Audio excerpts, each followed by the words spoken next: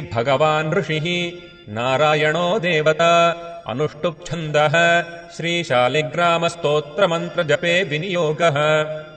युधिष्ठिर उवाच श्रीदेवदेव देवेश देवतार्चनमुत्तमम् तत्सर्वम् श्रोतुमिच्छामि ब्रूहि मे पुरुषोत्तम।